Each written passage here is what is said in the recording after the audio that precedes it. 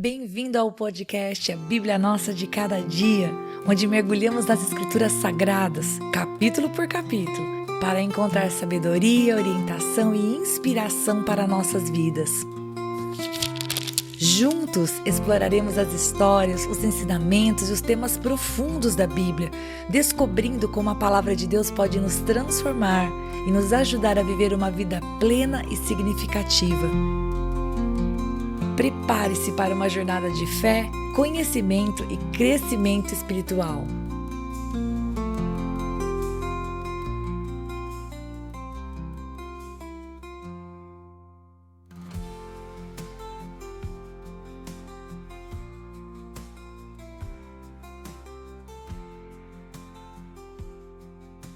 Que alegria ter você para nós meditarmos em Números capítulo 22.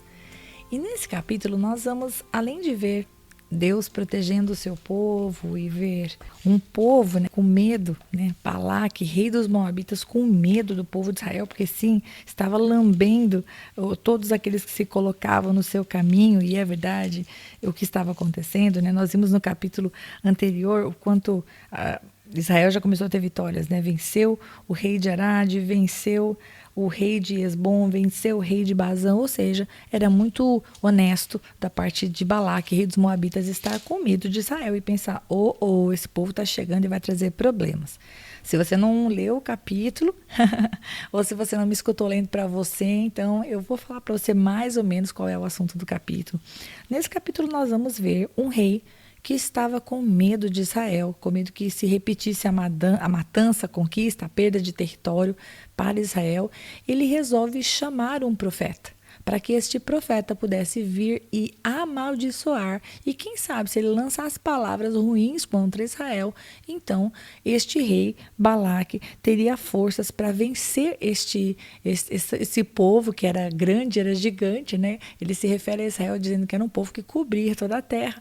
Então, é isso que ele faz. Ele manda mensageiros com honras, com presentes, com a intenção de trazer Balaão. E Balaão, no primeiro momento, meus queridos, ele vai se recusar a ir, porque quando ele vai falar com o Senhor, ele percebe da parte de Deus que ele não deveria ir. Por quê? Porque aquele povo era um povo abençoado, então ele não deveria amaldiçoar. Ponto. É só isso que Deus fala para ele. E então ele despede os enviados do rei e diz, olha, não vou. Então, quando essa informação chega para o rei, o rei não se dá por contente. Balaque manda pessoas ainda mais honradas, com, vamos dizer assim, mais ainda pompa e circunstância, e insistem para que ele vá e para que ele realmente amaldiçoe o povo. E então, o que Balaão faz é, ok, fiquem aqui, eu vou falar com o Senhor. E quando ele vai falar com o Senhor, queridos, Deus já havia dito não, Então, ele vai lá e ele vai insistir com uma coisa que Deus já disse não. E Deus fala, tá, então vai. Vai e fale aquilo que eu colocar nos seus lábios. Mas essa não era a vontade do Senhor. E por isso, quando ele está se dirigindo àquele lugar que Deus não queria que ele tivesse ido, o Senhor se coloca como adversário dele. E nós vemos aqui uma coisa bem interessante acontecendo, que é o fato de que a mula de Balaão, ela vai enxergar o anjo do Senhor. E cada momento que ela enxergava o anjo, você pode acompanhar lendo a palavra, ela se desviava. Isso trazia de alguma maneira algum dano para o profeta. Ou esmagava o pé dele, ou fazia ele não compreender, ou a mula se jogou no chão. Bom, você vê detalhes na palavra. E acontece que em todos esses momentos, Balaão teve um acesso de raiva e bateu na jumenta. E Deus, então, permite uma coisa maravilhosa. Assim, Deus fez uma mula falar.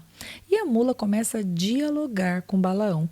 E eu não sei vocês, queridos, mas quando eu começo a ler essa história, não apenas eu acho curioso a mula falar com Balaão, mas eu acho curioso a palavra do Senhor relatar para nós que ele simplesmente respondeu para a mula. E eles estiveram ali como se fosse um bate-boca, vamos falar dessa maneira, Porque ele vai dizer para ela, o que você está fazendo, Se eu tivesse uma espada aqui, eu com certeza mataria você. E a mula começa a dialogar para ele e dizer, olha, eu tô com você há tanto tempo, você já me montou em mim por toda a sua vida, é meu costume fazer isso. Tipo assim, eu fico imaginando que se eu fosse Balaão e a mula começasse a falar comigo, meu querido, eu ia buscar Deus na mesma hora, eu ia cair de joelho e falar, Senhor, tira esse trem daqui, esse negócio tá errado, que animal é esse falando comigo? Mas enfim, então eles têm ali uma conversa, vamos falar dessa maneira, e nesse momento o versículo 31 diz para nós que Deus abençoa o Senhor abriu os olhos de Balaão. E então Balaão viu o anjo do Senhor, com a espada desembainhada, no sentido de dizer, olha, ele está pronto para executar juízo. E é exatamente isso que o Senhor vai dizer para ele. Ele falou, olha, o anjo do Senhor vai dizer para ele, você bateu na sua jumenta, né, já 3 vezes, e ela foi quem, ao se desviar de mim, te poupou. Porque se ela não tivesse se desviado, eu teria matado você e tinha deixado ela com vida. E então Balaão, caindo em si, ele reconhece o seu pecado e vai dizer, se o Senhor quiser, eu volto. E aí o anjo do Senhor vai dizer no versículo 35, tudo bem, você vai com esses homens, só que você vai falar somente o que eu mandar. Então ele chega lá naquele lugar, o rei já estava esperando por ele, Balaque já estava lá esperando, faz então ali um sacrifício, né? Versículo 40 diz que Balaque sacrifica bois e ovelhas, manda uma parte da carne para ele e para os chefes que estavam com ele, e eles vão se encontrar na manhã seguinte, em que Balaque vai levar Balaão para um local alto. E dali, Balaão vai ver uma parte, que era a parte mais próxima do povo de Israel. Era uma grande multidão mesmo. Então, em resumo, queridos, a história do capítulo é esta.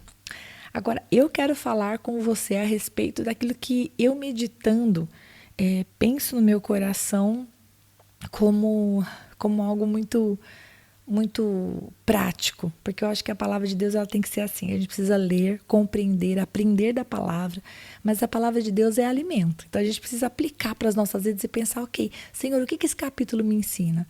Eu acho que uma das coisas que esse capítulo me ensina é que nós devemos buscar fazer a vontade do Senhor e somente a vontade do Senhor, ok?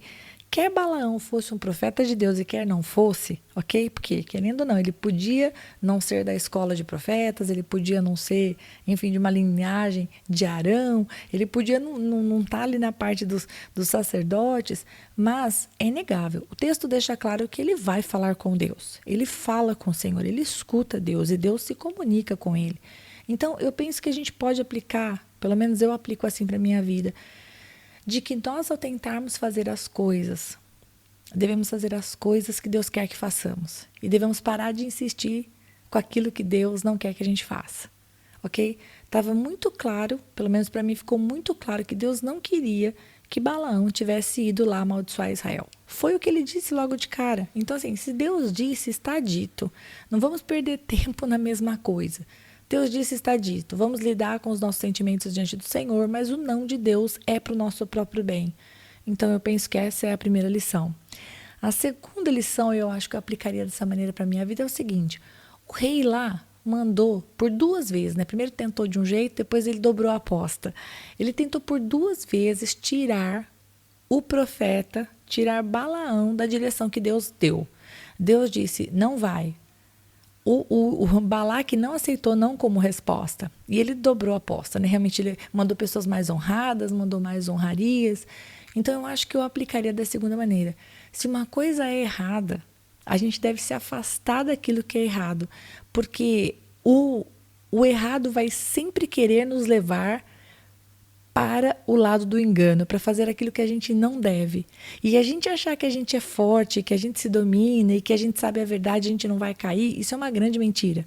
A melhor maneira de fugir do pecado, de fugir daquilo que é errado, é aquilo que a Bíblia fala, né? Sujeitai-vos, pois, a Deus, resistir ao diabo, ele fugirá de vós. Então, a melhor maneira da gente fugir daquilo que é errado é se sujeitar a Deus. E eu não vejo Deus aprovando que a gente fique ali no limite do cair. Você está me entendendo? Se Deus tem um lugar para a gente ficar, é o lugar, é a sombra do Onipotente, é no esconderijo do Altíssimo. Não é na beira do precipício do pecado. Então, eu penso que uma maneira boa de agir, se nós fôssemos Balaão, era nem receber essa galera. Se Deus disse não, é não. Não recebe para a segunda vez. Não dê chance, porque a probabilidade da gente se deixar iludir pelos nossos olhos e pelos nossos sentimentos é muito grande. Então, eu aplicaria para a minha vida também assim. Se Deus diz que uma coisa é não, então é não. E eu preciso de estratégias, de decisões, de posicionamentos que vão me colocar nesse lugar do não. Porque se eu ficar ali no limite do pecado, é muito provável que eu caia. E foi o que ele fez. Ele aceitou, então, e disse, não, então eu vou. E Deus disse, tá bom, então vai. E eu acho que eu aplicaria para minha vida nesses dois aspectos. Eu não acho que eu não aplicaria em nenhuma outra circunstância para minha vida. Deus fala com você de uma maneira diferente nesse capítulo? Bom, se Deus falou alguma coisa para você, se Deus falou o teu coração, coloca aqui nos comentários. Deus falou com você alguma coisa a respeito desse episódio da mula falando, de Balaão respondendo? O que você tem para dizer sobre isso? Se você tiver, coloque nos comentários. Mas eu finalizo o episódio aqui. Eu acho que eu aplicaria dessas duas maneiras para a minha vida e recebe se isso faz sentido para você. O que Deus disse não é não, não vá atrás. E se Deus disse não, nem receba a segunda comitiva. Fique longe, porque a oferta do pecado é sempre para crescer e te levar a pecar. O inimigo geralmente não bate em retirada se você realmente não se posicionar nesse lugar de proteção debaixo das asas do Senhor. Amém? Deus abençoe muito você e até amanhã, se o bom Deus permitir, em nome de Jesus.